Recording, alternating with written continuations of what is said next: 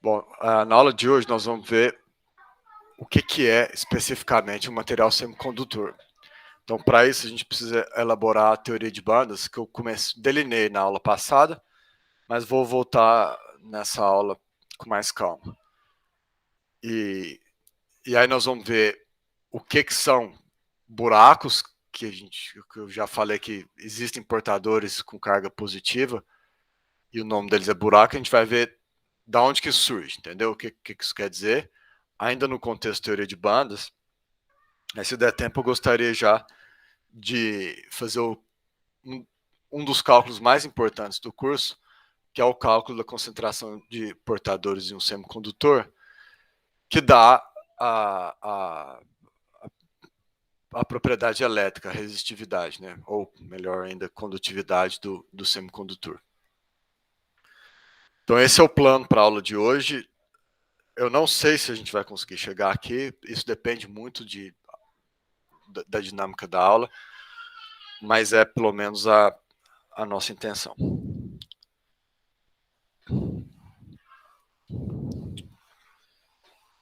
Então, como eu comecei falando na aula anterior, a teoria de bandas trata de como é formado as bandas de energia em um sólido.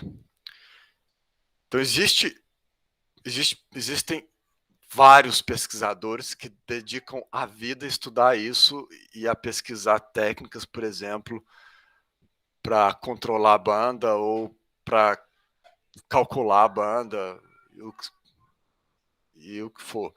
Então, teoria de bandas é uma disciplina enorme, muitas vezes complexa e de uma relevância muito, muito alta em tecnologias modernas.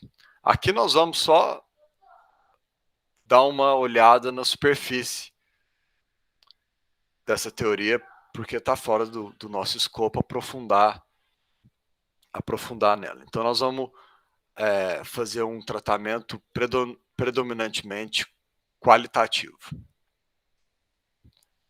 Ok? Então, o que nós estamos interessados? Nós estamos interessados em saber o que acontece quando você começa a formar um sólido através da interação de vários átomos.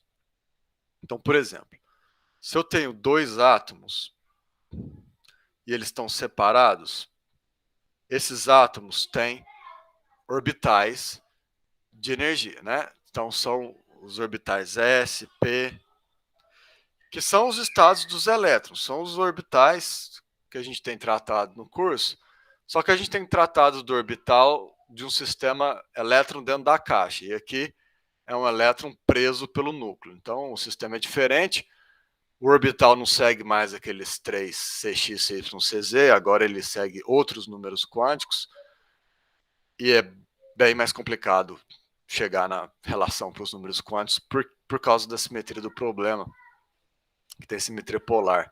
Mas a física é a mesma, é só mesmo a matemática aí que complica.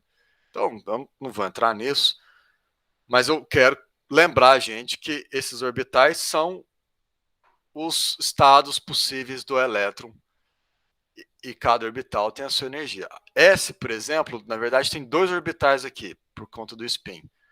P tem 6 orbitais aqui, 3 momentos angular mecânico e mais cada um deles com 2 spin. Então, quando você tem mais de um orbital com a mesma energia, a gente diz que o orbital é degenerado. Então, você tem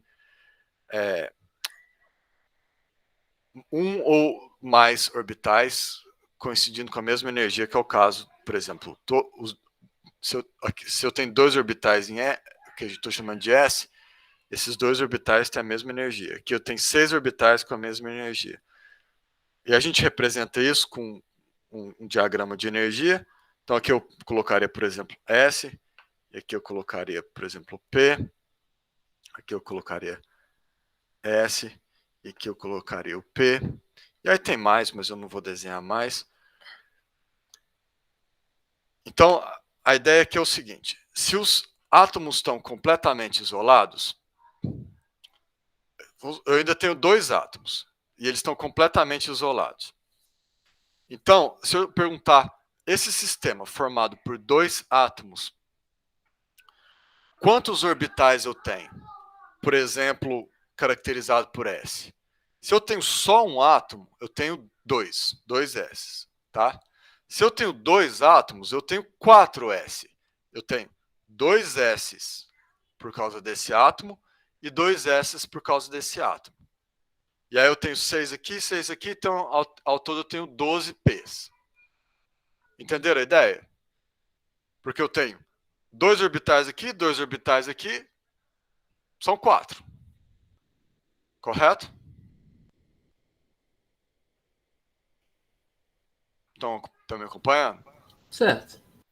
Falei alguma coisa esquisita? Se eu falar alguma Não. coisa estranha, vocês me avisam, tá? Essa é aquela parte que eu sempre fico inseguro sobre o tanto que vocês sabem de química. Então, se eu usar algum termo que vocês não conhecem, me fala, tá? Então, qual que é a ideia central? Qual que é a ideia central? Quando esses átomos não estão interagindo, esses 4 orbitais S são degenerados. Eles já são degenerados, os 2 de cada um, e eles são degenerados esse com esse.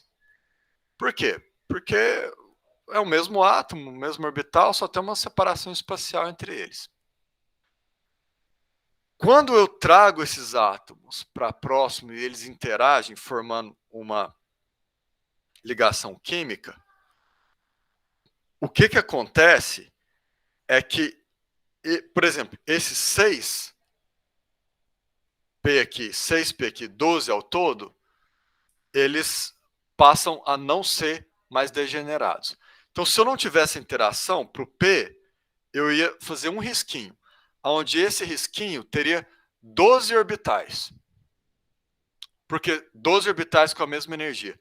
Quando eles interagem, esses 12 risquinhos, que estão tudo em cima do outro antes da interação, passa a não estar mais um em cima do outro. Aí você passa a ter 12. Às vezes você não vai ter 12 linhas, mas você não tem mais só uma, entendeu? Às vezes você tem aqui 6. Degenerado quer dizer, se eu digo que 2 orbitais são degenerados, eu estou dizendo que eles têm a mesma energia. Esse é o termo técnico, tá, Manu? Então, quando eu falo, aqui os orbitais estão degenerados, os risquinhos estão tudo encavalado em cima do outro. Aí, quando eles interagem, o principal efeito que a gente está interessado aqui é a quebra de degenerescência. O que esse nome feio quer dizer? Quebra de degenerescência. Quer dizer que eles não têm mais a mesma energia, por causa da interação. É esse o efeito que nós estamos interessados em estudar qualitativamente nessa aula. E eu vou explicar, fazendo uma analogia com o oscilador harmônico, qual é a origem física da quebra da degenerescência. E aí depois a gente volta para cá para a análise dos átomos. Aí talvez o S vai ou não quebrar a degenerescência. Depende se esse elétron está interagindo com esse ou não. Às vezes, numa ligação química, só os elétrons dos orbitais mais fora, que a gente chama de valência, que participam da ligação. Os outros não vê um ao outro. Aí não tem quebra de degenerescência. Mas se eles estão interagindo, aí tem quebra de degenerescência. Então, o que eu representei isso assim, o S manteve, o P quebrou. Então, aqui eu tenho 4, tudo encavaladinho. Aqui eu tenho 12, tudo bagunçado. Entenderam o que vai acontecer? Eu não estou perguntando se vocês entenderam por que isso acontece. Eu só estou perguntando se vocês entenderam a informação. Eu não expliquei por que isso acontece ainda. Só expliquei que a interação causa isso. Todo mundo entendeu? Sim, tranquilo. Então agora eu vou tentar explicar por que isso acontece usando um sistema mecânico análogo, ok? Ok, gente?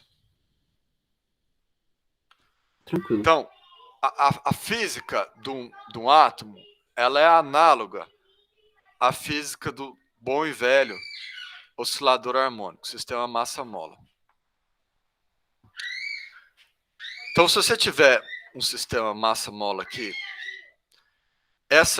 você puxa a massa, solta, ela não oscila numa frequência bem definida, a frequência de ressonância, correto? Uhum.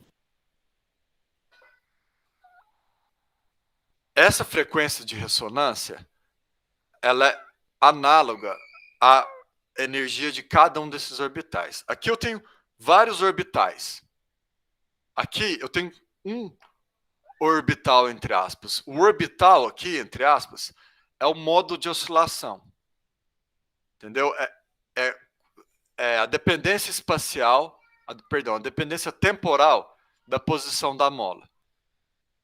Então, quantas dependências eu tenho? Eu tenho só um modo, né? Ela oscila numa frequência bem definida. Então, a dependência temporal é como se fosse orbital, e a frequência é como se fosse a energia do orbital. Aí, no contexto do oscilador harmônico, a gente chama de modo de oscilação. E aqui a gente chama de orbital em química. Mas a ideia é parecida. Então, estão fazendo a conexão? Então, quando eu tenho um átomo isolado, então vou repetir. Aqui eu não tenho vários orbitais, cada um com uma energia bem definida. Aqui eu tenho um modo de oscilação. Eu não tenho vários orbitais. Minha analogia não é perfeita, tá, Manu? Aqui a analogia ficou ruim, porque aqui eu tenho só um. Aqui eu tenho só um e aqui eu tenho um monte. Mas, ainda assim, aqui eu tenho um risquinho na frequência ômega zero, que é a frequência de oscilação. É a frequência de ressonância do oscilador harmônico. Então, a frequência de ressonância é análoga à energia dos orbitais. E a dependência temporal da posição da mola é análoga aos orbitais em si. Entendeu, Manu?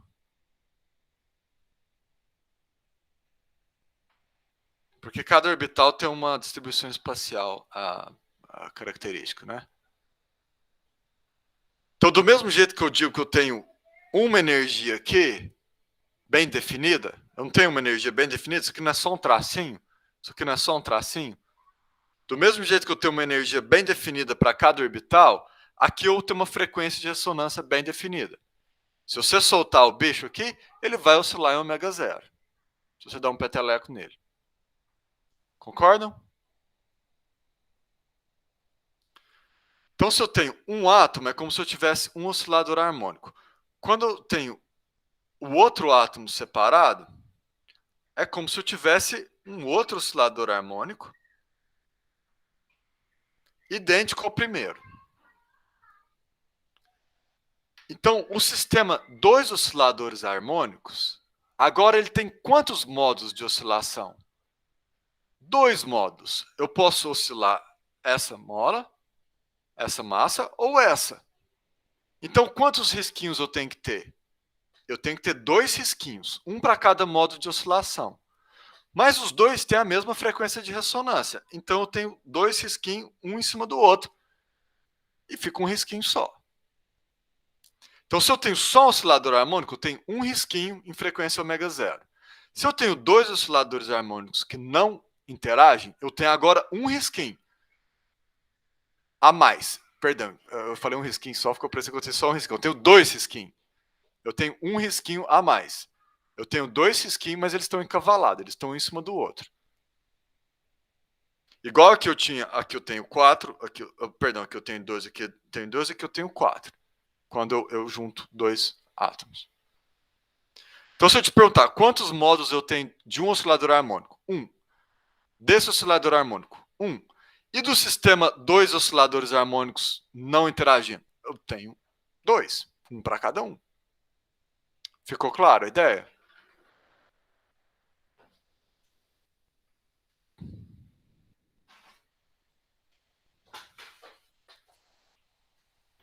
Todo mundo está entendendo o que eu estou falando? Tranquilo. Aí o que acontece?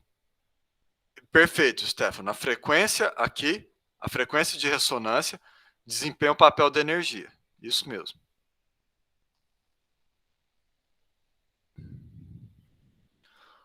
O que vai acontecer se eu fizer esses dois osciladores interagirem? Então vamos supor que eu ponho uma mola aqui.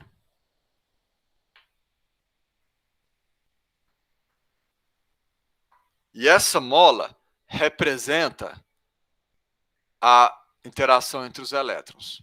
Então, essa mola acopla os dois sistemas. Correto? Então, antes de eu colocar essa mola, eu tinha quantos modos de oscilação? 2. Qual é a frequência desses dois modos de oscilação? Um modo tem frequência ômega 0 e o outro modo também tem frequência ômega 0. Portanto, eu tenho um risquinho em cima do outro. Eu tenho dois risquinhos, mas eles estão encavalados. Quando eu coloco a mola, quantos modos de oscilação eu tenho? Eu ainda tenho dois modos de oscilação. Existem duas frequências de ressonância aqui. Uma delas é quando as molas oscilam assim, e a outra é quando as molas oscilam assim. Vocês chegaram a estudar oscilador harmônico acoplado? Em algum curso de física básica? Não A que eu gente me já fez lembre. questão. Mas a gente já fez questão parecida com essa de mola, em física 2, eu acho. Com essas aqui, com acoplamento? Isso. E assim, eu não era fácil, não. Não, mas eu não. No livro, eu coloquei a matemática do oscilador simétrico para vocês verem, ficar mais fixo o que eu estou falando. Mas eu não vou passar isso em aula e não quero que vocês saibam isso igual eu estou interessado em vocês saberem qualitativamente o que está acontecendo.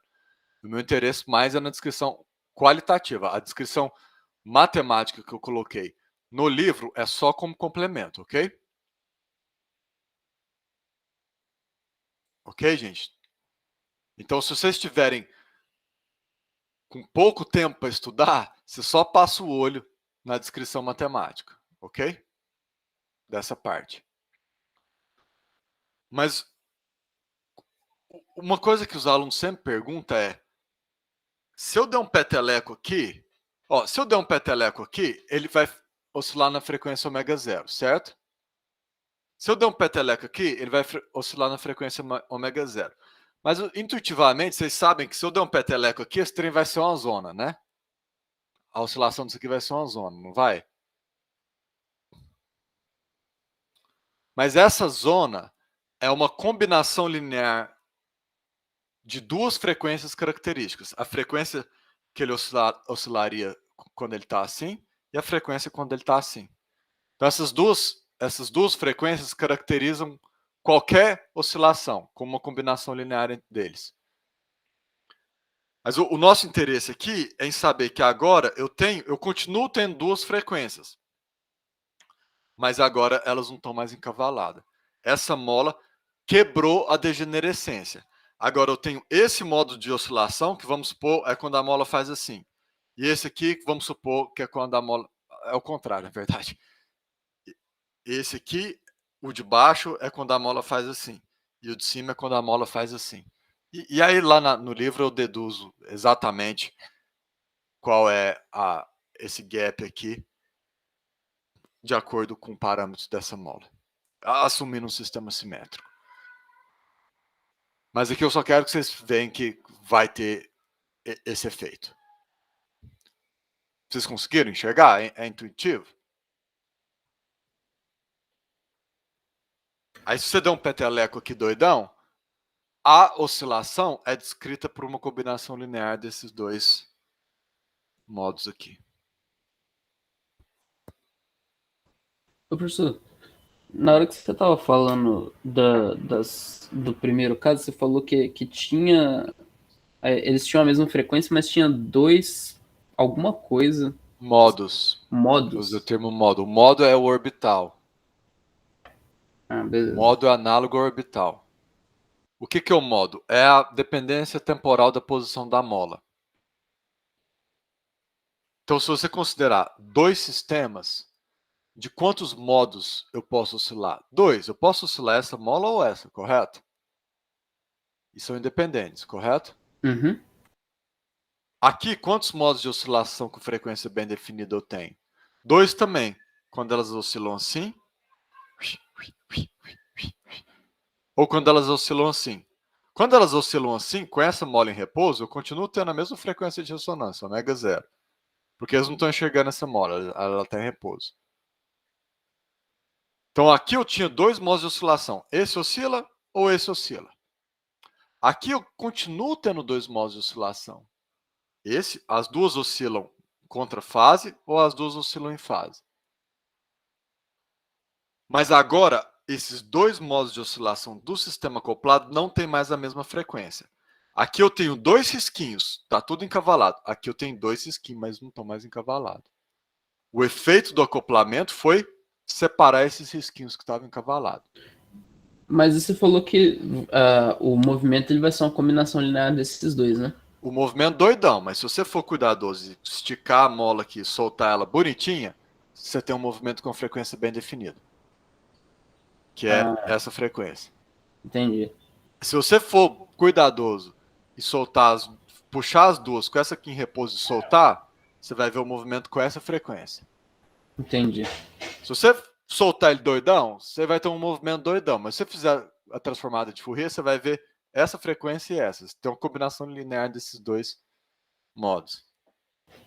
Entendi, mas isso não faria que a gente tivesse mais modos? Ou a Não, gente... porque a gente está interessado em... Quando fala modo, é como se fosse a solução da EDO. Ele é... Qualquer combinação linear não é um novo modo. É quantos modos independentes a gente tem. Entendi. É tipo álgebra. Uhum. Quantos vetores você tem numa base, entendeu? Entendi. Vamos supor que você tem um espaço de duas dimensões. Quantos vetores você tem na base? Dois, não é? Isso Uhum. quer dizer que seu espaço só tem dois vetores? Não, seu espaço tem um mundo de vetor, mas você precisa de dois, cuja combinação linear descreve qualquer um, certo? Uhum. É a mesma coisa aqui.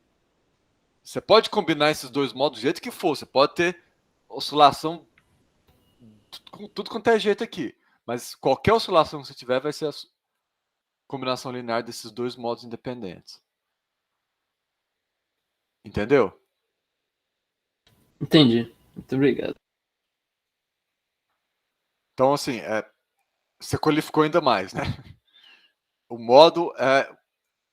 Esses modos são autovetores da solução do problema. Igual o orbital é um autovetor da solução do... Oh, tem um aluno meu de sinais aqui, né, Stefano? Você está conectando isso com o curso de sinais? Tô bastante até. É a mesma coisa. É a mesma coisa. Então, esses orbitais, até em mecânica quântica, a gente fala que eles são os autovetores da Hamiltoniana que descreve o problema. E as energias são os autovalores. Aqui esses modos são os autovetores, as frequências são os autovalores. Então, Stefano, quando você faz ele oscilar assim ou assim, você diagonalizou o problema. E no livro eu diagonalizo o problema por inspeção, em vez de usar a técnica mais geral. Então, estão comigo ou eu se perdi?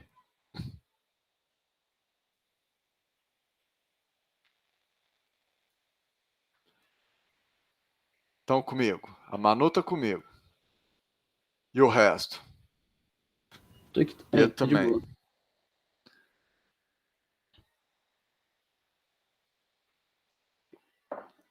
Então, conseguiram ter uma ideia que toda vez que você fazer dois sistemas interagir, vai haver quebra de degenerescência, por uma razão análoga a essa. No caso dos átomos, o orbital estava girando um átomo. Você trouxe o outro, ele passa a girar em torno dos dois átomos. Fez uma ligação química. É claro que a energia dele muda, porque a energia dele depende da energia cinética dele, depende da energia potencial. Você mudou o jeito que ele interage, mudou a energia potencial por causa do segundo núcleo. Então vai ter uma nova energia, vai haver uma quebra de degenerescência. Faz sentido, então? Ok. Se eu tivesse trazido 3 osciladores harmônicos, eu teria 3 risquinhos. Se eu tivesse trazido 4, eu teria 4 risquinhos. 5 risquinhos. Por aí vai. Ok?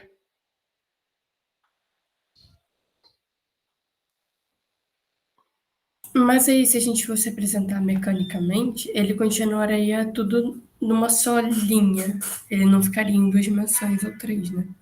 Tipo, na analogia. Você tá dizendo que no átomo eu começo com SP e no outro eu começo com 1? Não, tá falando na analogia mesmo. Então repete porque eu não entendi o que você falou. Se você fosse fazer o desenho mecânico, assim dizendo, do que está acontecendo, você Do ainda átomo, você está se referindo do, ao átomo?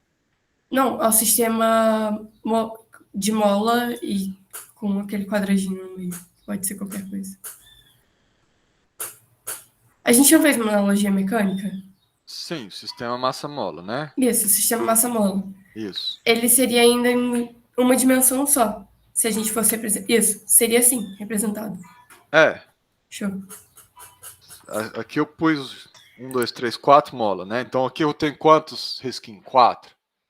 Entendeu? Entendi. Obrigada. Aí você começa a ter Aí é óbvio, se você bater essa mola, é uma zona, mas tem essa zona descrita como combinação linear de 4 frequências.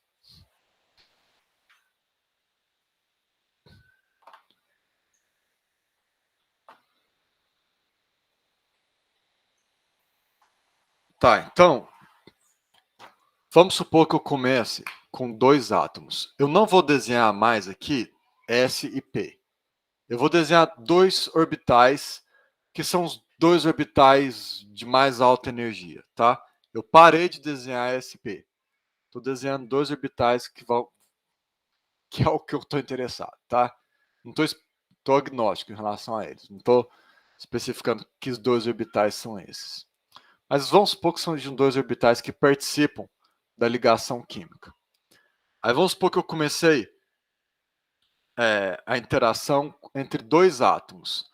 Aí aqui eu tinha, sei lá, vamos supor que aqui eu tinha, só para facilitar meu desenho, vamos ignorar que tem degenerescência no começo, vamos supor que eu tinha, para cada átomo, só um orbital aqui, só um orbital aqui. Aí se eu tenho 2 átomos, eu tenho 2 orbitais aqui e 2 aqui. Aí se eu fiz eles interagirem, quebrou a degenerescência, eu tenho uma coisa que tem essa cara aqui. Correto? Para 2 átomos. Correto? Se ele já for degenerado, por exemplo, se isso aqui for um orbital S, em vez de 2 aqui, eu teria 4 orbitais. Estão me acompanhando?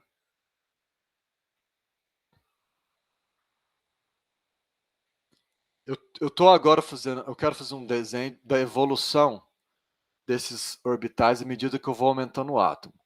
Para facilitar a história, eu falei, pega 2 orbitais quaisquer e vamos ignorar a degenerescência. Vamos supor que no átomo isolado, um risquinho é só um orbital e o outro risquinho é só um orbital. Só estou simplificando a vida, entendeu, Steph? Para explicar a física que vai ocorrer. Então, se aqui em vez de um risquinho inicialmente for 2, aí em vez de 2 aqui vai ter 4 aqui, entendeu?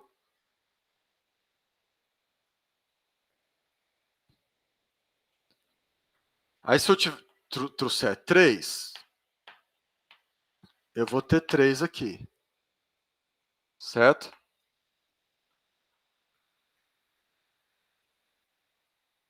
Eu ainda não entendi. Isso num átomo ou em 2, 3? 2 átomos, 3 átomos interagindo. Tá, entendi. Entendeu? Mas lembra, eu estou simplificando, porque eu não tô, o átomo tem degenerescência, mas eu estou ignorando ela no desenho. Ok? Só para ficar mais fácil dos meus risquinhos. Qual que é a ideia central? À medida que você vai trazendo o átomo, esse risquinho vai aumentando, aumentando, aumentando. Pode até ser que esse grupo de cima emenda com o de baixo, pode ser que não. Mas quando você tem 1 mol de átomos, você começa a formar bandas de energia. O que são bandas de energia? Quando você tem coisas de mol de átomos. Você tem tantos risquinhos, mas tantos risquinhos estão tão próximos um do outro que não faz sentido eu falar 1, 2, 3. Eu falo, tem uma daqui até aqui tem um contínuo de risquinho. Tem uma banda de energia. Não é um contínuo, mas pode ser tratado como contínuo porque a separação entre eles é ínfima. Aí a gente não fala mais de um orbital aqui, outro orbital aqui, outro orbital. A gente fala agora de uma banda de energia. Entre este ponto e este ponto, por exemplo, eu tenho um contínuo de energia. Aí pode ser que eu tenha uma região, por exemplo, pode ser que esses dois nunca emendem. Então pode ter uma região onde eu não tenho nenhum orbital com essa energia. Aí eu tenho um gap de energia. E aí eu posso ter a banda aqui de cima com um monte de orbital disponível aqui. Então eu posso ter uma separação entre bandas. Então as bandas são formadas por causa dessa quebra de degenerescência dos orbitais de cada átomo que forma o sólido. Então o sólido, você não caracteriza ele mais por orbital, você caracteriza ele por bandas de energia que são formadas por essa separação desses mundos de risquinho à medida que você vai trazendo vários átomos, até que você forma um sólido macroscópico. Pode entrar uma banda na outra, Stefano? Pode ser que não. E se esse fosse um curso de física do estado sólido, a gente ia estudar com certo detalhe quais condições essas coisas ocorrem. Ok? Como não é um curso de física do estado sólido, nós vamos simplesmente tomar como dado que tudo pode acontecer e vamos ver vamos classificar os casos possíveis, ok? Mas alguém vai contar para a gente o que aconteceu. O nosso amigo que faz física do estado sólido.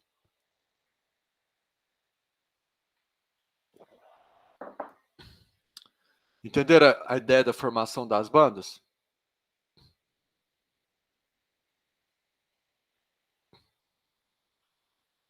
Aham.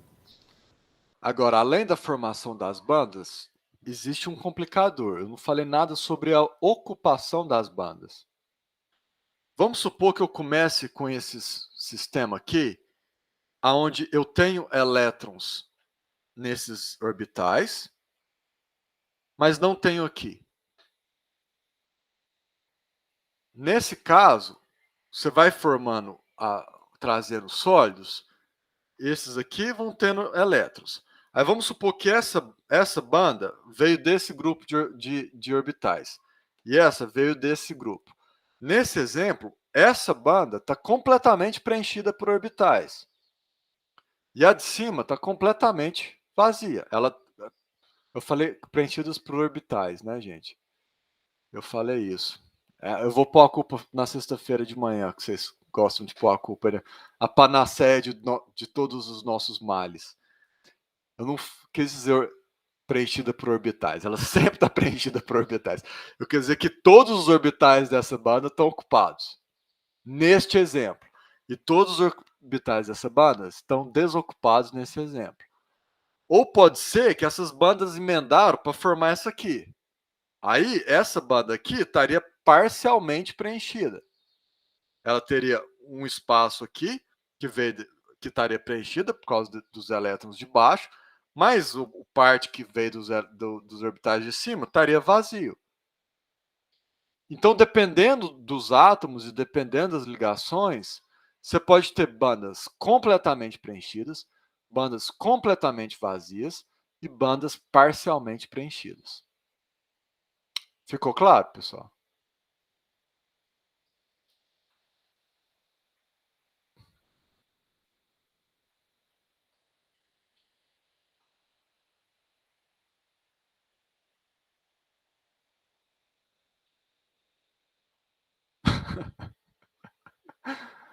Essa foi boa. Deu tempo para você resolver se tinha entendido.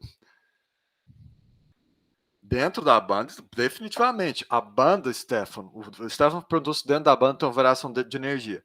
A banda, vamos supor, ela começa nessa energia e vai subindo. Então, um elétron que está no orbital aqui tem energia maior que um elétron que está no orbital aqui. Então, a banda é exatamente uma faixa de energia, de contínuo de energia. Entendeu, Stefano? Então, definitivamente tem uma variação de energia dentro da banda. Senão não seria uma banda, seria um risquinho, correto?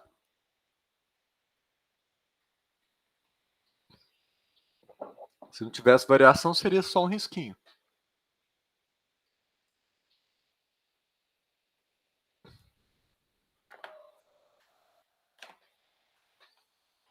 Então vamos ver o que pode acontecer. Ô, professor, agora eu fiquei um pouco confuso. Quando o senhor falou sobre os orbitais completamente. As bandas completamente desocupadas. Porque o que forma as bandas de energia, o que faz a quebra de degenerescência, não é a interação entre os elétrons? Mas ela existe porque o que é um orbital desocupado? É um estado físico possível, não é? Uhum. Esse estado físico, se você colocar um elétron, ele vai ter aquela energia. Aí ele vai ver a interação, entendeu? Mas. Faz sentido. Entendeu? Você está pensando, como é que teve quebra de degenerescência se não tem elétron ali, não é? Não teve ainda, né? Você pode pensar, não teve, mas se para um elétron ter aquela energia só é possível se ele tem a interação, entendeu? Uhum. Então, quando você vai estudar os estados físicos possíveis, os novos estados físicos possíveis, leva em consideração a interação. Se tem um elétron ou não nesse estado físico possível, são outros 500. Mas se o elétron existir, ele vai ter interação. Entendi. Beleza, Entendeu? obrigado. Por isso que ela entra na história. Então, vamos supor, vamos criar um amigo imaginário, o Cláudio. O Cláudio é nosso amigo imaginário. E o Cláudio é expert em física do estado sólido. Aí o Cláudio falou para a gente o seguinte, aconteceu um caso que as duas bandas de energia mais alta, que geralmente são as de interesse,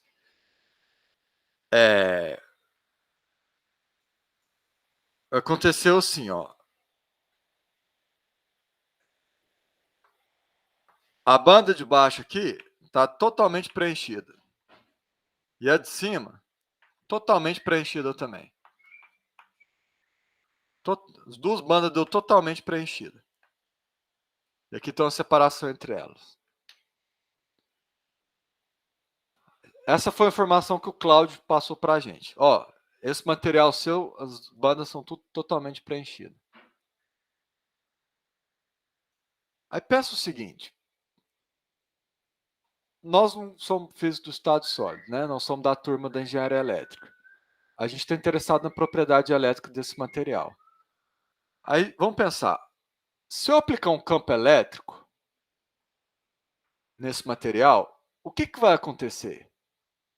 O campo elétrico não está injetando uma energia no elétron? Ele não é uma força? Ele não aumenta a energia do elétron? Ele acelera o elétron? Se ele aumenta a energia do elétron, um elétron que está no orbital aqui, vamos supor, vamos olhar para esse elétron aqui que está nesse orbital.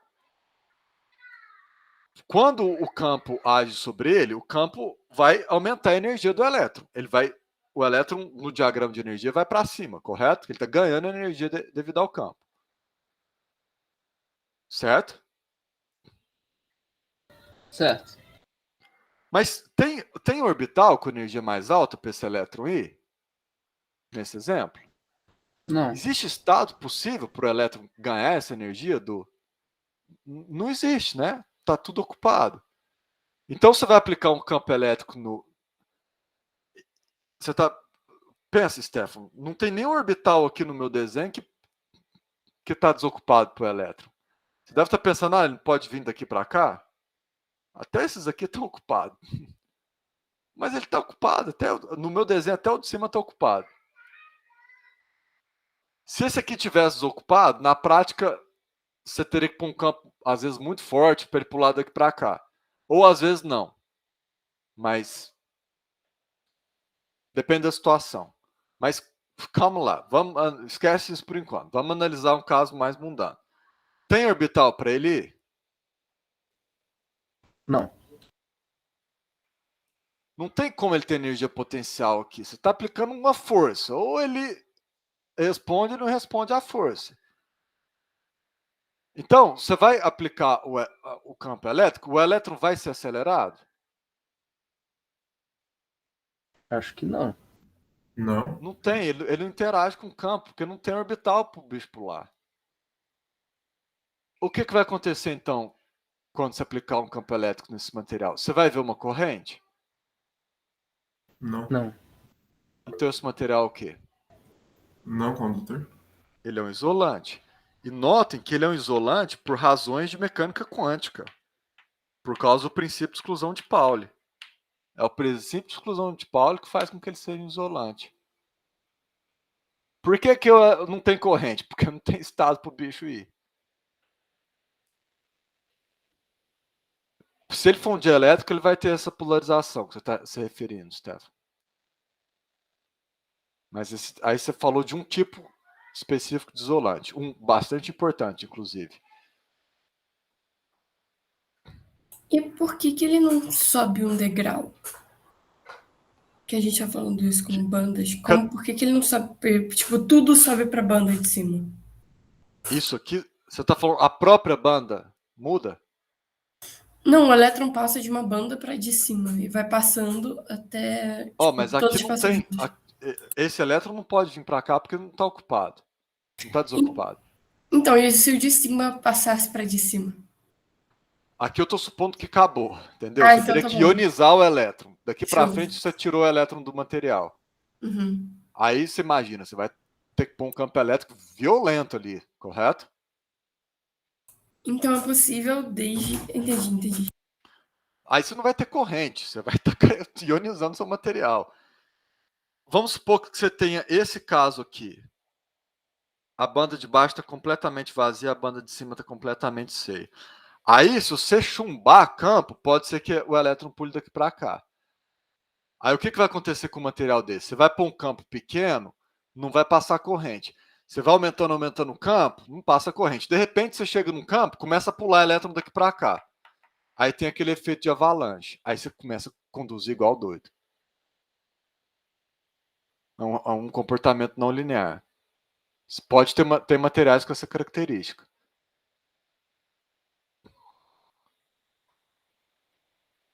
Entenderam? Então, ionizar um elétron, um átomo, ele é a mesma coisa de colocar uma corrente muito, muito intensa. Não. Ionizar, você pegou o elétron e tirou do material. Aqui você não ionizou. Não, mas o que eu tava falando era do exemplo anterior. Eu queria saber se é a mesma coisa, só que de uma forma muito mais intensa. Porque o que é essa banda? Aqui, se você for ver esse diagrama de banda, essas energias, você colocaria a energia zero aqui, que é a energia do vácuo. E a banda, por exemplo, estaria aqui com uma energia negativa. Vamos chamar essa energia aqui de E. Aí vamos supor que o seu elétron está aqui. Se você der energia, se você der esse tanto de energia aqui, você ioniza ele, você tira ele do potencial atômico que está segurando ele dentro do material. Entendeu? Entendi, obrigada. Mas aí eu não estou interessado no processo de ionização no nosso curso, eu estou interessado nesse processo aqui. Só estou complementando. Então essas bandas aqui, tudo tem energia negativa. Essa energia negativa captura essa ideia negativa porque eu coloquei o vácuo em zero, tá? Que é a convenção. E ele captura a ideia de que o elétron está preso. Para você arrancar ele de lá, você tem que dar uma energia, que é geralmente chamada de função trabalho, esse tanto de energia.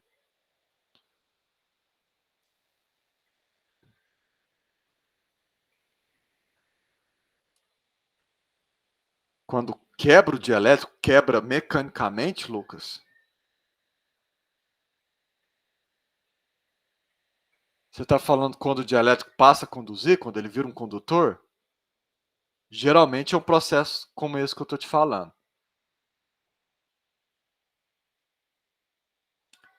Isso, geralmente é um processo desse jeito. Você vai colocando elétrons.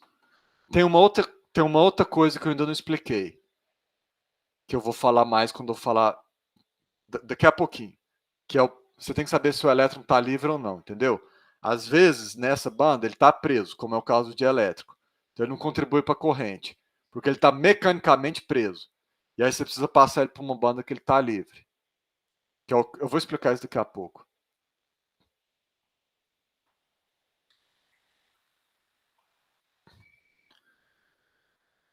Então, esse material aqui também é um isolante. Mas a gente já viu que se eu tiver um material, por exemplo, onde, sei lá, essa banda está totalmente preenchida, mas essa banda aqui está parcialmente preenchida. E ela está parcialmente preenchida de um jeito sensato. Ela tem uma concentração alta de elétrons e eles podem contribuir para a corrente, porque ela não tá, porque eu ainda tenho um espaço aqui. Aí esse material vai ser o quê? Esse aqui. Obviamente vai ser um condutor. Entenderam, gente?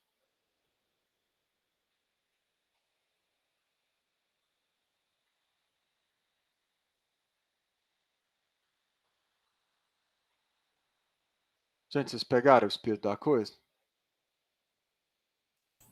Eu tô confusa com uma coisa, na verdade. Pode perguntar.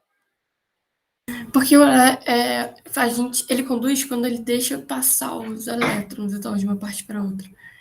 E daí eu não consigo entender a relação com isso, de passar o elétron, com ele ter mais elétron na camada superior. Tipo, de subir para a camada de cima. Eu não consigo relacionar as ideias. Você não está conseguindo relacionar por que isso aqui é o condutor, então? É, por aí. Ó, esse aqui é o material, ele tem elétrons aqui, correto? Aham. É claro que para ele, se esses elétrons aqui estiverem presos no núcleo, ele não vai ser um condutor. Eu estou supondo que esses elétrons podem contribuir para a corrente, que são elétrons livres. Ok? Aham. Agora, vamos supor que nessa banda e nessa eles são livres. Os elétrons dessa banda, mesmo estando livres, não podem contribuir para a corrente, porque não tem orbital para ele ir, certo? Aqui eles podem contribuir para a corrente, porque a hora que você aplicar um campo elétrico, existe orbital vazio para ele subir a energia dele. Na verdade, ele sobe, sofre colisão e cai. Sobe, sofre colisão e cai. Mas esses elétrons aqui podem ser acelerados pelo campo elétrico. Então, eles contribuem para a corrente. Então, esse é um material que conduz eletricidade. Ele é um bom condutor ou um mau condutor? Depende de quantos elétrons podem conduzir, ou seja, da condutividade dele, e de outros parâmetros como a mobilidade, por exemplo, que é o tanto que quanto que ele é acelerado até ele sofrer colisão. Mas aqui você tem orbitais vazios para que ele possa sofrer a aceleração do campo e, portanto, criar uma corrente de arrasto. Aqui não. Eu estou respondendo sua pergunta, Manu, ou eu estou falando bobagem? Não, tá respondendo sim. Então você lembra, para ele conduzir, você tem que ter corrente de arrasto, correto? Para você ter corrente de arrasto, o campo tem que acelerar o elétron. Esses elétrons poderiam ser elétrons livres, Stefano. Isso aqui poderia ser uma banda onde o elétron interage com a estrutura cristalina de maneira com pouca força. Então, pode ser que seja uma banda que o elétron é completamente preso ali. Pode ser uma banda que ele está livre. Igual o meu primeiro desenho, eu pus a banda de cima totalmente preenchida. Pode ser que os elétrons na banda de cima sejam elétrons livres, mas isso aqui continua sendo isolante. O elétron está livre ou não, quer dizer, ele está... É isso mesmo, ele está preso na estrutura cristalina ou não? É claro que isso não é uma resposta sim ou não, depende de quão forte a interação dele. Mas, mesmo se esses aqui estiverem livres, eles não vão contribuir para a corrente, porque não tem orbital para ele ser acelerado. Esses aqui vão contribuir para a corrente, porque tem orbital para ele ser acelerado. E eu estou falando de corrente de arrasto, obviamente. Entenderam, gente?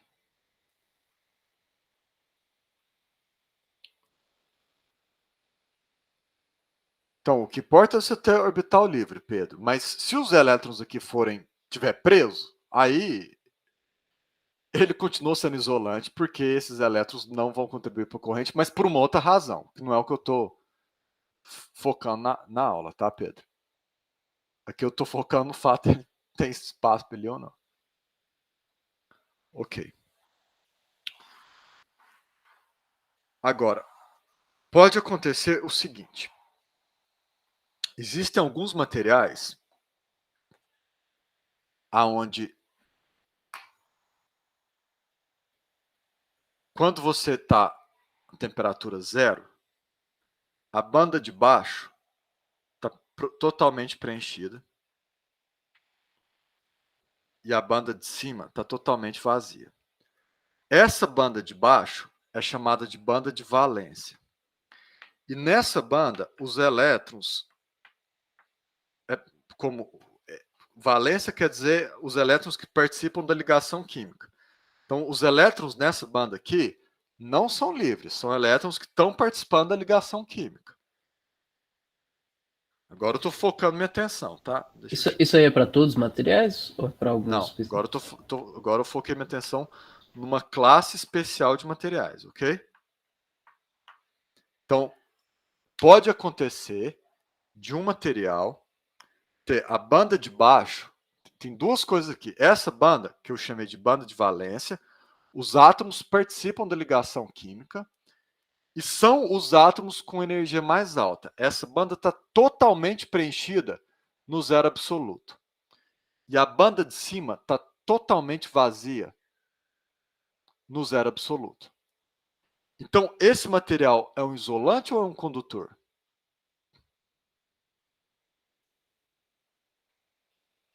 Condutor. Como é que ele vai conduzir? Primeiro, para começo de conversa, eu acabei de falar que os elétrons aqui estão presos, né? Mas mesmo se eles não tivessem presos, a banda não está totalmente preenchida, como é que ele vai conduzir? Ele poderia pular de uma banda para outra. Não, mas geralmente você tem que dar um campo que você queima o bicho antes, entendeu? Ah. Tá? Bom, sabendo disso, então ele é um isolante. Tá. Ele é um isolante. Então isso aqui é um isolante. Agora, esse salto daqui para cá pode ocorrer nesse tipo de material devido à estação térmica. Então, presta atenção, no zero absoluto, essa banda está totalmente preenchida. Mas em uma temperatura finita, parte dos elétrons da banda de valência pulam para a banda de cima devido à estação térmica. Então, quando eu tenho uma temperatura finita, essa banda aqui fica parcialmente vazia e essa aqui fica parcialmente preenchida. Porque elétrons que estavam aqui foram excitados termicamente para a banda de cima. Esses elétrons aqui são livres e eles podem participar de uma corrente. Então, essa banda é chamada de banda de condução.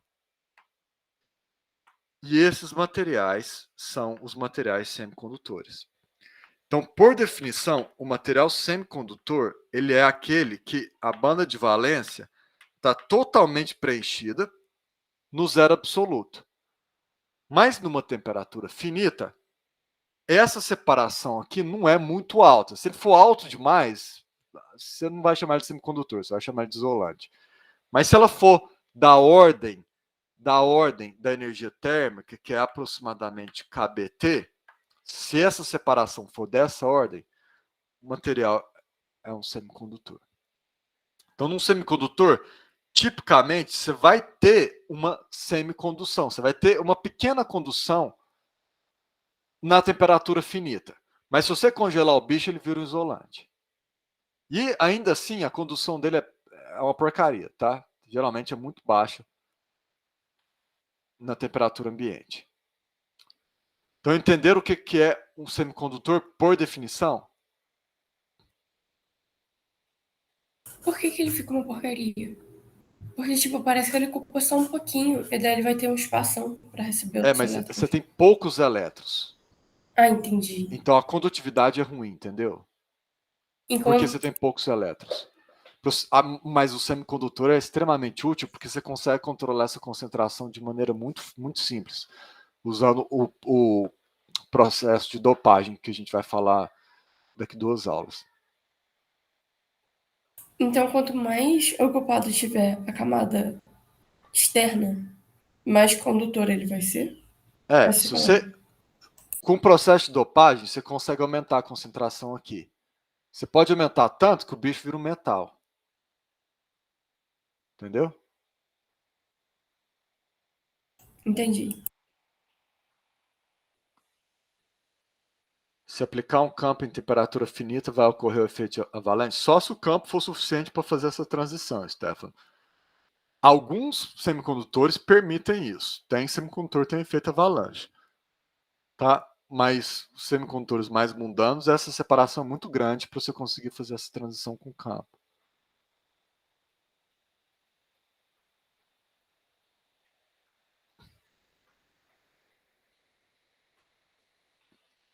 Então, entenderam?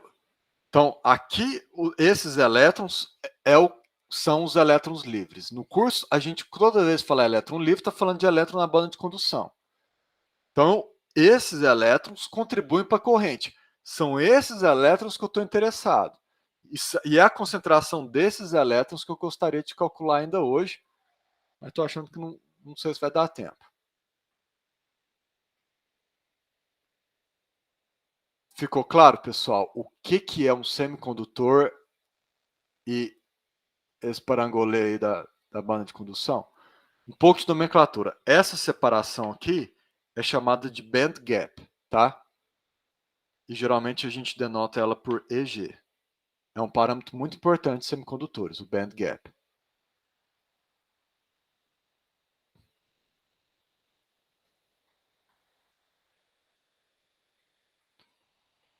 É o band gap que tem que ser aproximadamente KBT, para que você tenha uma população aqui.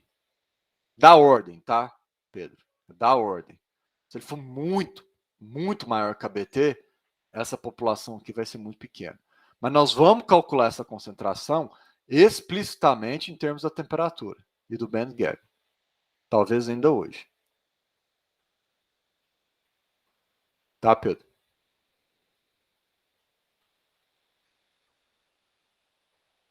Concentração. Você entendeu? Essa separação, né? Não é nem concentração nem condução, é a separação de energia que é da ordem de KBT. É o EG aqui. Mas não é aproximadamente KBT, é da ordem, tá? A gente está falando só de ordem de magnitude aqui.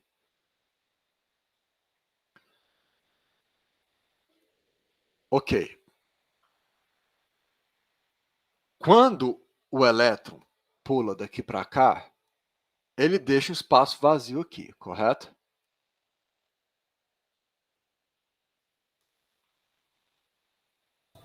Ele deixou orbitais vazios aqui. Agora, esses elétrons que estão aqui, eles podem ser acelerados pelo campo e ocupar esses orbitais de cima. Então, esses elétrons da banda de valência agora também podem contribuir para a corrente. Eles estão presos no núcleo, mas não forte o suficiente para impedir eles de participarem da corrente. Então, esses orbitais que foram desocupados fazem com que os elétrons da banda de valência também contribuam para a corrente. Entenderam?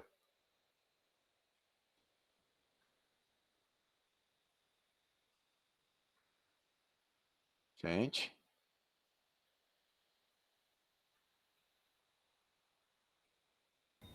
Deu pra entender, sim. Só que Então, eu tenho dois tipos de condução. Tem condução do elétron na banda de condução, elétrons livres, e tem essa condução aqui na banda de valência.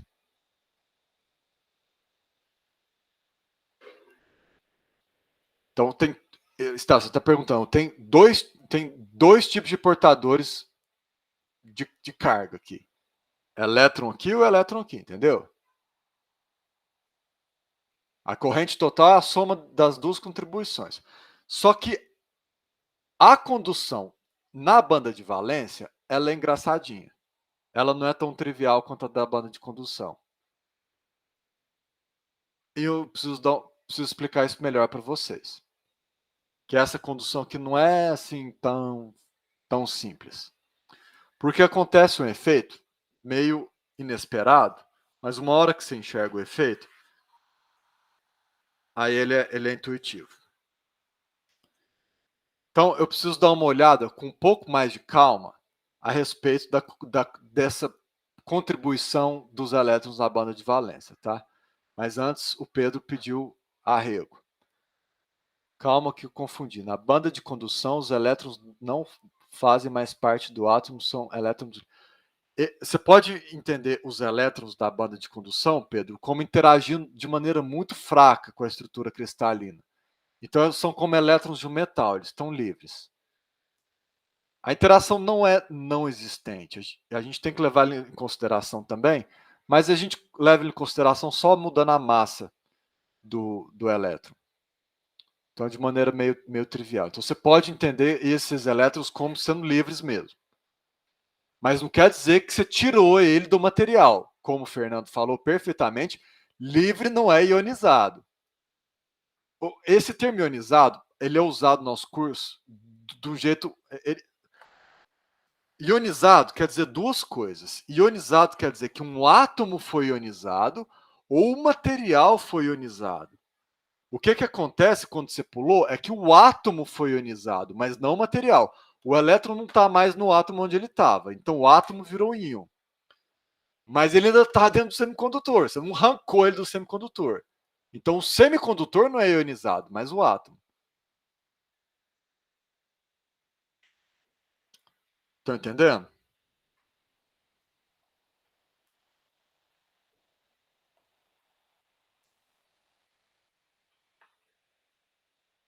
Entendeu, Fernando? Que ionizado quer dizer duas coisas. Depende de quem que você está falando que foi ionizado.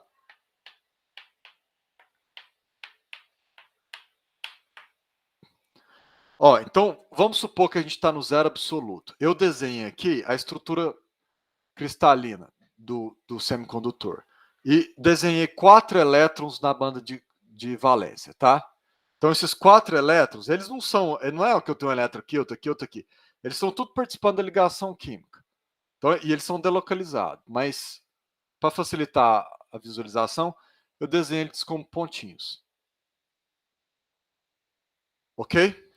Estão entendendo o que eu desenho? Eu desenho 4 elétrons, tá? Na banda de valência para cada átomo. Então, continuando essa discussão dos dois sentidos de ionização. Quando um elétron é excitado para a banda de condução, ele passa a ser livre. Vamos supor que esse elétron aqui foi para a banda de condução. Ele não está mais aqui. Às vezes ele está aqui, às vezes ele está ali. Ele até, na verdade, a função de onda dele delocaliza. É como se fosse um cobertor de elétron. Mas ele não está mais aqui. Então, este átomo foi ionizado.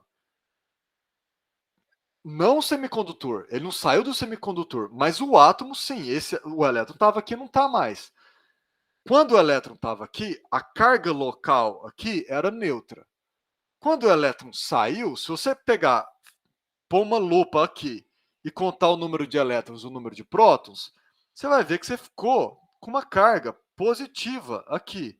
Eu estou desenhando uma bolinha para indicar que ficou uma carga positiva, não porque tem uma carga positiva aqui, mas porque se você contar nessa região, a ausência do elétron fez com que você tivesse uma carga positiva a mais, mas essa carga está no núcleo.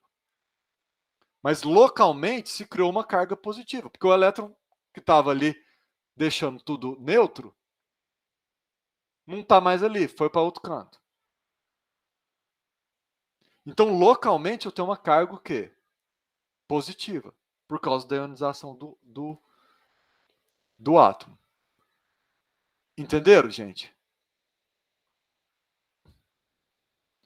Então, surge uma carga na banda de valência, mas não é uma carga negativa, igual os elétrons da banda de condução. É uma carga positiva, é uma falta de elétron. É um Buraco. buraco. Então, gente, agora eu vou falar a frase mais bonita da minha vida. O que é um buraco? Um buraco é um buraco. A falta de um elétron, que criou uma carga positiva local. E essa carga positiva pode contribuir para a corrente. Porque se eu passar um campo elétrico aqui, se eu aplicar um campo elétrico, vai ter uma dança das cadeiras aqui dos elétrons da banda da banda de valência. Vamos supor que você aplica um campo elétrico nessa direção aqui. A força que você está aplicando no elétron não é nessa direção? Não é na direção contrária? Aí então pode ser que esse elétron pula daqui para cá, igual na dança das cadeiras. Aí essa região aqui ficou neutra. E essa aqui ganhou uma carga positiva. O buraco veio daqui para cá. O buraco tem uma velocidade. O buraco tem uma corrente de arrasto de buraco agora. Na mesma direção do campo elétrico, tá vendo?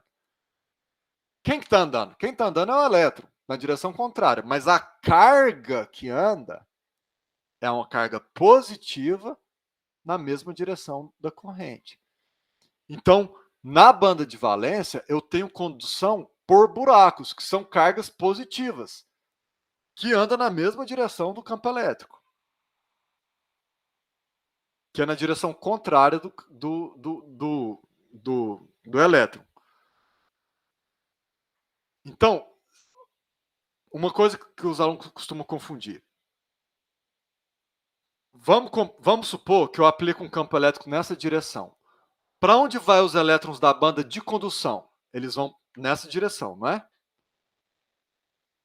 Correto? Eles vão na direção contrária. Para onde vai os buracos? Vão nessa direção.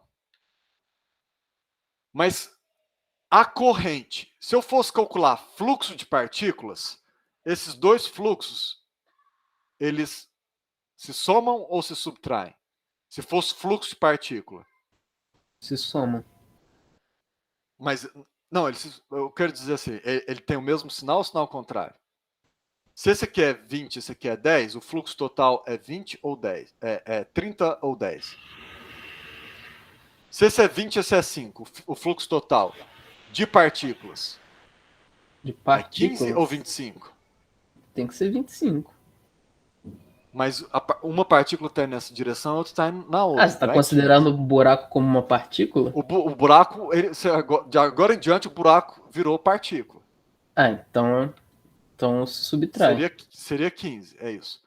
Mas, se eu estou falando de corrente elétrica, Coulomb, eu tenho carga negativa indo para a esquerda e carga positiva indo para a direita. Carga negativa indo para a esquerda é a mesma coisa que carga positiva indo para a direita. Aí se soma.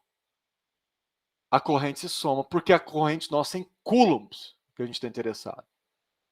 E Coulomb positivo indo para a direita é igual a Coulomb negativo indo para a esquerda. Então, se eu tenho corrente de buraco indo para a direita, eu tenho corrente de elétron indo para a esquerda, e a mesma corrente, eu não tenho corrente zero, eu tenho a soma do módulo das duas, entenderam?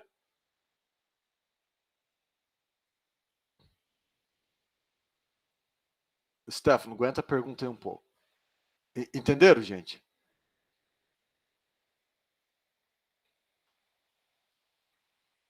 Se eu tiver buraco indo para a esquerda e elétron indo para a esquerda, a corrente em Coulomb vai se anular. Se eu tiver buraco indo para a direita e elétron indo para a esquerda, a corrente em Coulomb vai se somar. Porque as cargas têm sinal trocado. Então, se eu te falo, eu tenho uma corrente aqui de 20 amperes. Você não sabe se essa corrente é de elétron ou de buraco. 20 amperes aqui pode ser muito bem 20 amperes de buraco, de elétron indo para a esquerda, ou pode ser de buraco indo para a direita, ou pode ser metade do elétron para a esquerda, metade do buraco para a direita. Combinação dos dois. Entenderam, gente?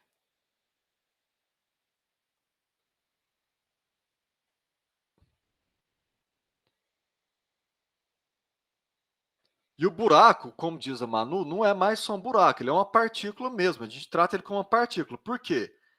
Porque ele carrega energia, ele sofre colisão. Quem sofre colisão? É o elétron, né, que está pulando aqui. Mas o efeito é o mesmo de você tratar o buraco como sofrendo colisão. Aí ele perde energia a hora que ele sofre colisão. Ele começou acelerado e trombou em alguma coisa e parou. Quem trombou foi o elétron. Mas pode falar que foi o buraco que trombou. Então a gente vai começar a tratar o buraco agora como uma partícula viva. O Stefano perguntou se não tem buraco na banda de condução. Por que teria um buraco na banda de condução, Stefano? Porque tem orbitais vazios? Foi isso que motivou sua pergunta, Stefano? E os elétrons vão andar do mesmo jeito, não vão? Mas eu falei que um buraco é um orbital vazio? O orbital vazio é uma condição necessária, mas não suficiente para caracterizar o buraco. O buraco é um orbital vazio com carga positiva. Aqueles orbitais da banda de condução estão só vazios, mas não tem carga neles. Essa carga vem do núcleo aqui. Entendeu a diferença? De um orbital vazio na banda de valência e um orbital vazio na banda de condução? No semicondutor, o orbital vazio na banda de valência tem uma carga positiva. Porque é um orbital que ficou vazio porque um elétron que estava ali deixando o material neutro pulou para a banda de condução. É isso que caracteriza um buraco. Você pode ter um material, por exemplo, que na banda de valência ela está parcialmente preenchida aqui. E o material é assim, e não tem buraco aqui. Por quê? Porque esses orbitais vazios são só estados possíveis, mas não tem uma carga local associada a eles, como tem no semicondutor, porque o buraco que surgiu foi porque o elétron que estava ali neutralizando o material foi embora. Então pode ter as bandas de energia, só que elas não estão contribuindo para deixar o material neutro. Então não vai tem ter carga carga associada a elas, entendeu? E aqui tem. Ficou claro isso? Então na banda de valência tem a carga associada para deixar o material neutro, só que na banda de condução não importa, porque ela não está contribuindo para deixar o Não é material bem neutro. isso. Como que a gente começou? A gente começou definindo que o semicondutor é um material. Você chama de semicondutor um material que tem a banda de valência totalmente preenchida no zero absoluto, correto? Sim. E nós estamos interessados nesse material. Aí eu falei que neste caso pode acontecer do elétron saltar da banda de valência para a banda de condução. Quando ele faz isso, ele deixa um orbital desocupado na banda de valência e esse orbital está associado a uma carga positiva. O que eu estou te falando? Que não é qualquer orbital vazio que tem uma carga positiva. Só vai ter uma carga positiva se for um orbital que foi esvaziado pela perda de um elétron e quando o elétron estava lá, estava neutro. Vamos supor que você tem um material que no zero absoluto, a banda de valência dele está assim. Mas é um material neutro. Esses orbitais vazios são buracos? Não. Não tem carga, são só estados possíveis, não tem carga associada a ele.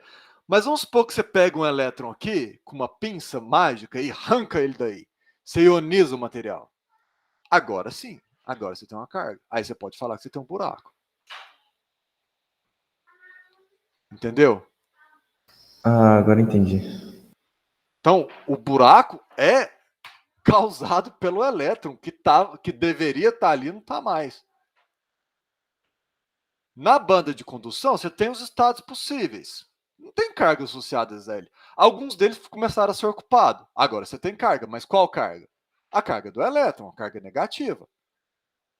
Então, os orbitais ocupados da banda de condução têm carga.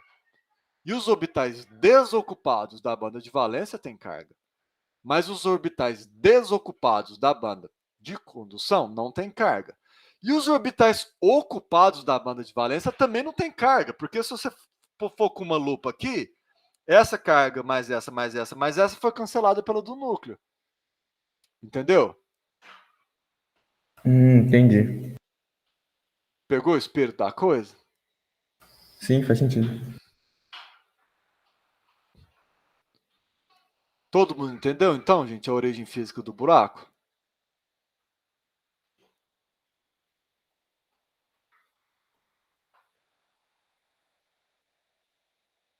Então, um buraco é um buraco é um buraco, como diria o filósofo. Então, tá certo falar um buraco orbital vazio? Não, tem no mínimo incompleto. Tem uma carga associada a ele. O buraco é um orbital vazio com carga. A carga é do átomo. Mas o orbital vazio da banda de condução não é um buraco. Então, em um semicondutor, existem dois mecanismos de transporte.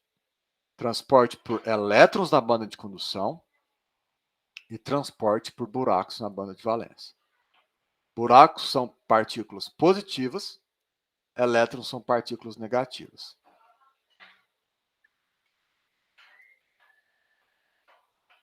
Se buraco está indo para a esquerda e elétron está indo para a direita, as correntes estão se somando, porque as cargas são de sinal contrário. Se elétron está indo para a direita e buraco está indo para a direita, as correntes estão se cancelando. Se você tiver 20 elétrons por segundo para a esquerda e 20 buracos por segundo para a direita, a sua corrente elétrica é zero. Se você tiver 20 elétrons indo para a esquerda e tiver 20 buracos indo para a esquerda, a sua corrente elétrica é 40 vezes a carga fundamental do elétron. Possível é, mas Stefano, o Stefano perguntou se é possível eles irem para a mesma direção. Possível é, só é muito difícil, porque você aplica, é o mesmo campo, entendeu? Então, se você aplicar um campo numa direção, um vai para uma e outro vai para outra. Então, assim, a resposta é possível mas complicado. Geralmente não vai acontecer. Tudo bem, Stefano? Eu só estou falando isso para enfatizar. O que você quer que eu repita, Manu? Essa parte de como é que as correntes se correlacionam?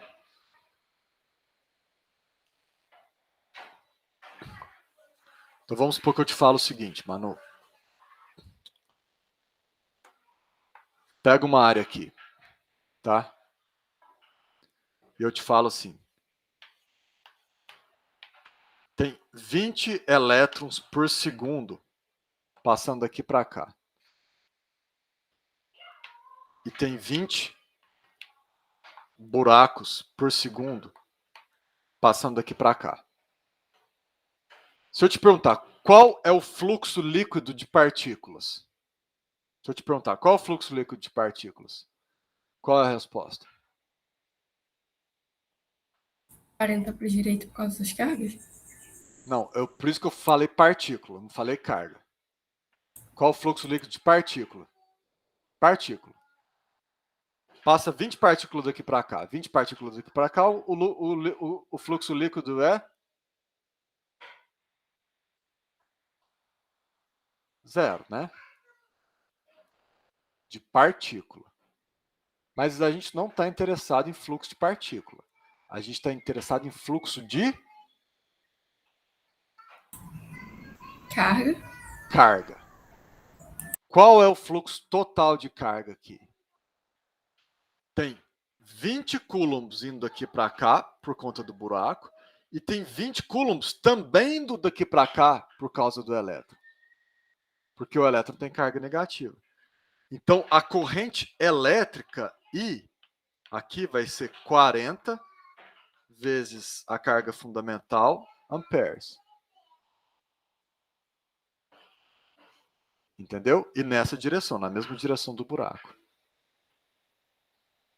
Ficou claro, então? Esse eu entendi foi agora. A hora que eu olhei para o chat já tinha entendido, tá? Todo mundo entendeu? Então, quando o elétron vai na direção contrária à do buraco, as correntes estão se somando, a corrente elétrica.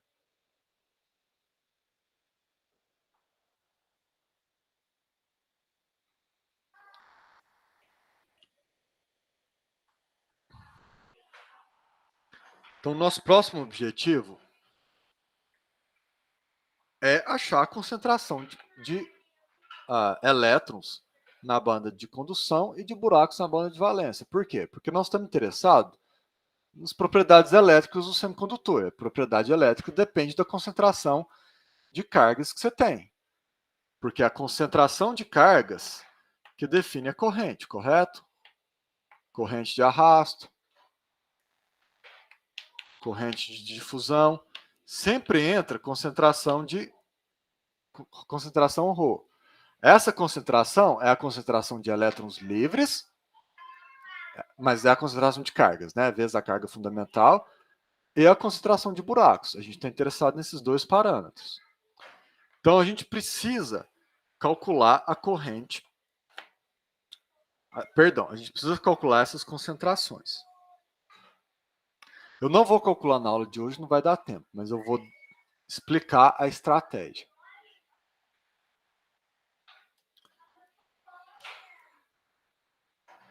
Buraco é arrasto ou difusão. Você tem corrente, você tem 4 tipos de corrente no semicondutor. Você tem corrente de arrasto por elétron, corrente de arrasto por buraco. Você tem corrente de arrasto de difusão por elétron e corrente de difusão por buraco.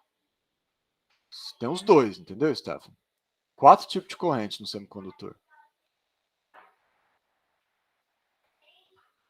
Então, alonga para o que vem. Porque nós temos que deduzir a relação tensão-corrente do semicondutor. Então, vamos focar agora a nossa atenção no problema que a gente quer. A gente tem um semicondutor, tá? Um pedaço de silício aqui. E eu quero saber qual é a concentração de elétrons na banda de condução. Os elétrons na banda de condução estão praticamente livres. Eles têm uma interação com a estrutura cristalina, mas nós vamos levar essa interação em consideração simplesmente substituindo a massa do elétron por uma massa efetiva. Igual quando você faz a física numa piscina. Você pode fazer isso substituindo a massa por uma massa efetiva que leva em consideração a interação com a água. É a mesma ideia. Mas não é isso que eu quero focar agora. Isso eu vou focar depois. Mas o que é um semicondutor? Não é um material que prende o elétron? O elétron está andando aqui no semicondutor. E chega aqui no fim do semicondutor, ele não vai embora, certo? Se ele fosse embora, nossos computadores tudo ia causar câncer na gente. Ele bate e volta. Então o semicondutor é o quê? É uma caixa. É uma caixa. Onde os elétrons estão relativamente livres. Então, eu tenho uma caixa, e onde está o meu semicondutor? A minha pergunta é literal. Aonde está o meu semicondutor? Ele é a caixa, não é? Ele é a própria caixa, mas onde ele está? Por exemplo, no meu computador tem um punhado desse, não tem? Uhum. Cadê meu computador? Tá aí na sua casa. Está aqui na minha casa, né? O de vocês também. Então, ele está em contato com o ambiente externo. Como que a gente chama ambiente externo? Reservatório. Reservatório. Então, ele está em ambiente, contato com o reservatório, que tem temperatura T. Eu tenho um elétron na banda de condução? Ou 2 elétrons na banda de condução? Ou 3 elétrons na banda de condução? Não, tem um mundo velho de elétron, porque o material é macroscópico. Mesmo se a condutividade dele for uma porcaria, ainda assim eu tenho um mundo velho de elétron. Então eu tenho uma situação onde eu tenho um sistema fechado, em contato térmico com o reservatório, onde eu tenho um mundo velho de elétron. Eu tenho 2 opções para encontrar informação sobre esse material. Quais são as 2 opções que eu tenho? Eu posso saber a probabilidade do cada estado do sistema acontecer, que é pela função de partição. ou eu posso saber qual a probabilidade de cada orbital estar ocupado, que é me dado pela distribuição de Fermi-Dirac. Como eu tenho um mundo, velho, de elétron, é melhor usar a distribuição de Fermi-Dirac. Esse aqui fica impraticável, porque eu teria que identificar todos os estados, que a combinação desse mundo velho de elétron não dá certo. Então, a distribuição de Fermi-Dirac me conta qual é a probabilidade de ocupação de cada orbital da banda de condução, concordam?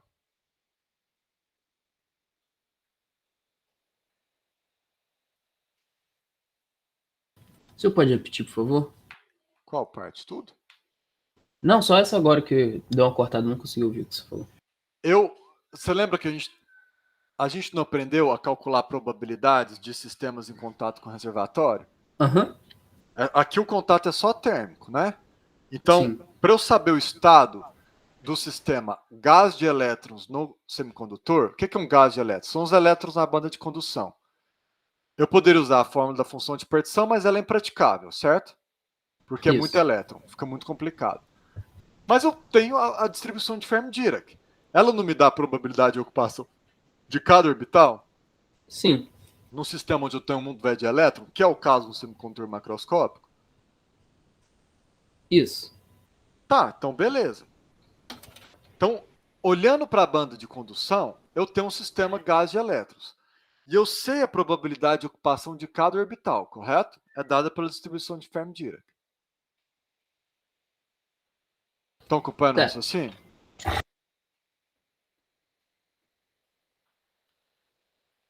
Gente, turma, vocês estão Certo. comigo ou cortou aí? Não, tranquilo. Tá, então pensa o seguinte. O nosso sistema semicondutor, tá lá os orbitais, vocês vão ver na aula que vem que é praticamente o mesmo do sistema caixa, tá?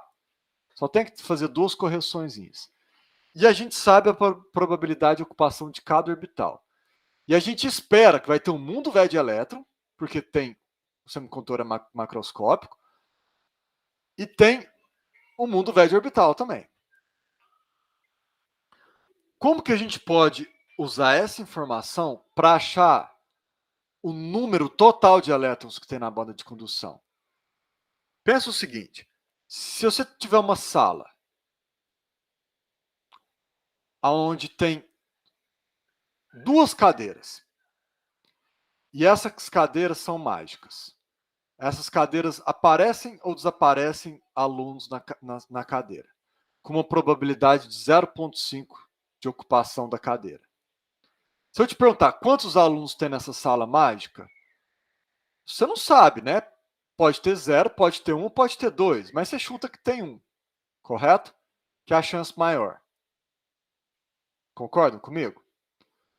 Mas se você tiver 1 milhão de cadeiras mágicas e a probabilidade de ocupação de cada uma é 0,5, quantos alunos você espera encontrar?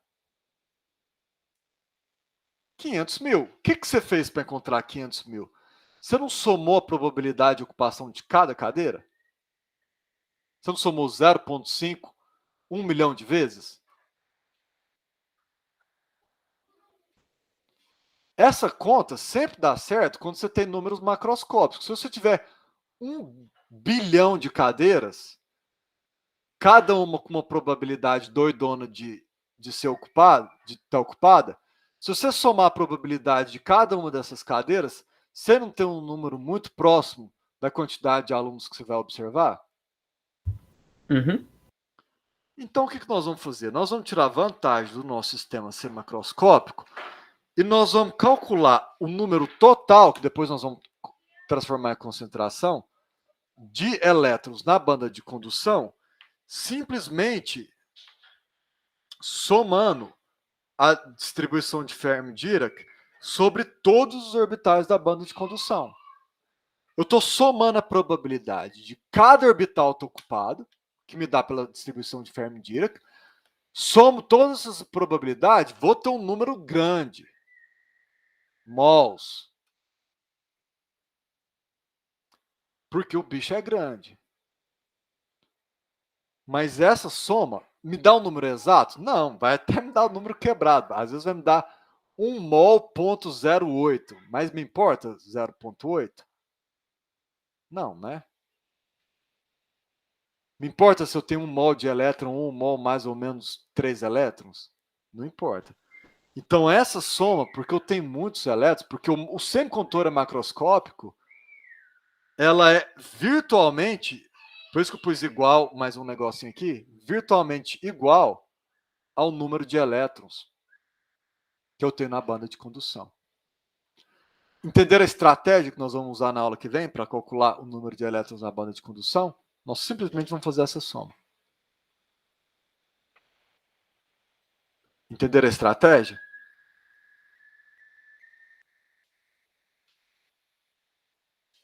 Aham.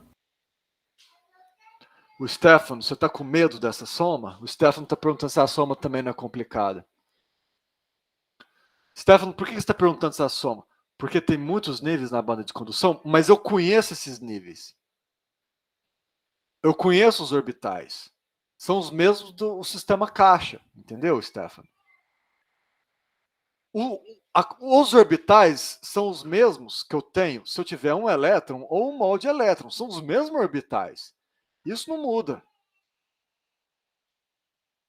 O sistema caixa, o semicondutor é a caixa, mano. O sistema caixa que a gente tem usado até agora é o próprio semicondutor. A caixa é o semicondutor.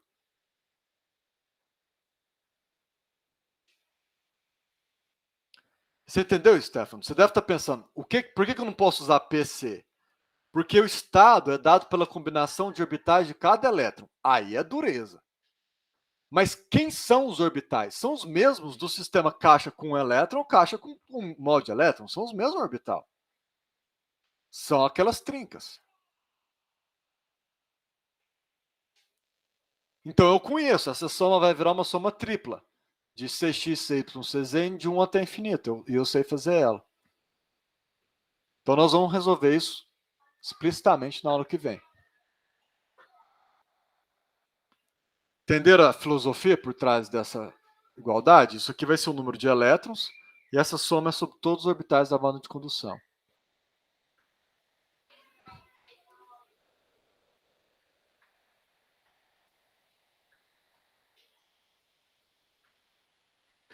Professor, só para confirmar então, vai somar a probabilidade da ocupação das bandas na condução. Dos orbitais da banda de condução. Dos orbitais na banda de condução. Isso. Essa probabilidade, por ser uma soma macroscópica, é virtualmente igual ao número de elétrons que eu vou ter. Ah, beleza. Entendeu? E eu estou pondo virtualmente igual com esse trenzinho aqui em cima, o tio. Eu tô com uma dúvida, porque, tipo, tem que somar macroscopicamente. Só que a soma vai ser de quantidades pequenas. Não, não. O que você quer dizer com soma de quantidade pequena? Esses números são pequenos? Não, são poucas vezes que a gente vai ter que somar, não? Nossa, a gente vai somar 3 somas indo de 1 até infinito? Como que isso é uma soma pequena? Eu achei que eu tinha que somar só... Tá. Eu vou somar sobre todos os orbitais. Aliás, eu vou fazer até infinito, quando fisicamente a banda acaba. Mas esse número vai para zero à medida que você vai subindo. Por isso que eu posso fazer a soma até infinito. Mas eu falo isso na semana que vem. Então a soma é uma soma gigante. Mas ela é facinha de fazer. Assim, facinha, dado tanto que ela poderia ser difícil. Ok? Entendi. O Wolfram faz facinho. Obrigada. Mais alguma pergunta, gente? Vocês entenderam a filosofia da vida aí? Da vida, eu acho que não, mas do número de elétrons, acho que sim. Eu fiquei muito empolgado agora, né? Vocês só bastava perguntar na prova agora. Qual o sentido da vida?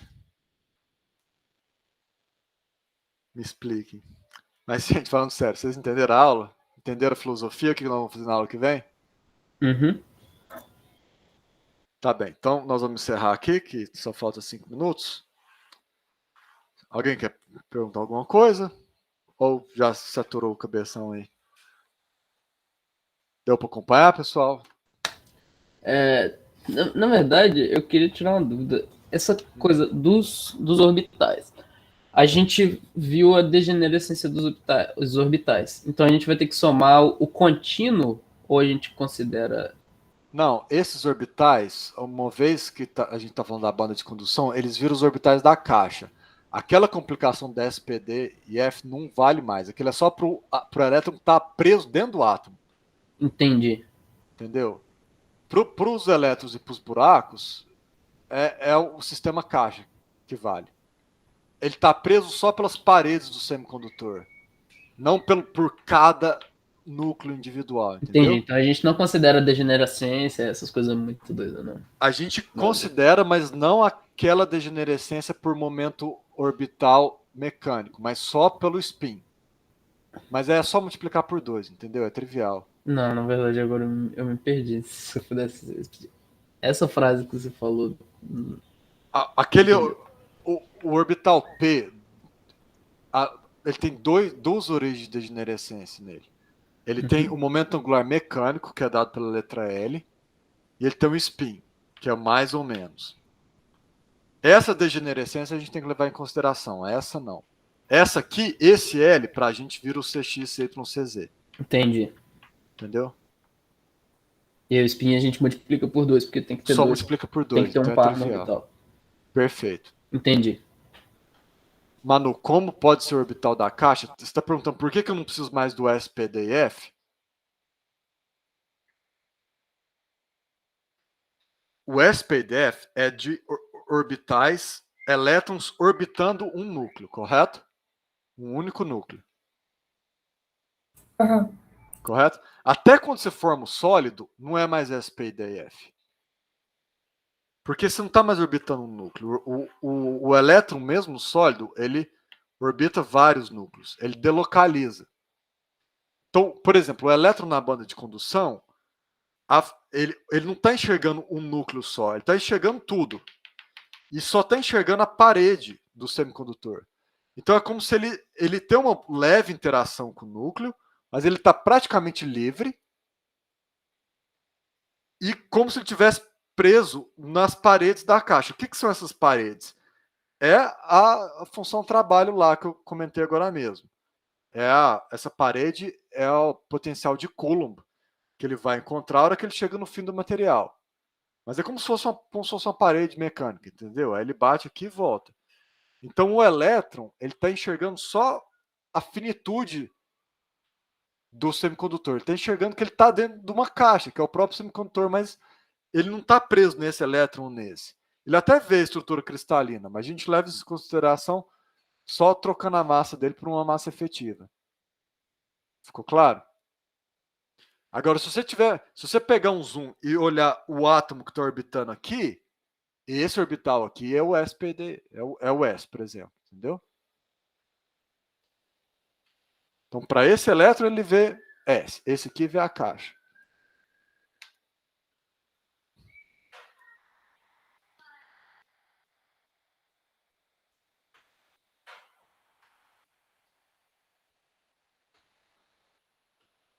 Bom, gente. Fechou? Todo mundo pegou, então? Uhum. Então, semana que vem a gente faz esse cálculo aí 2 vezes, tá? É tão importante que nós vamos fazer ele 2 vezes. Então, até semana que vem, pessoal. Tem aula, hein, semana que vem. Então, tô lembrando, né? Aham. Aí na outra não tem. Tá. E na outra não tem, isso. Beleza. Bom fim de semana, gente. Falou, professor. Até mais. Até mais, professor. No final de semana.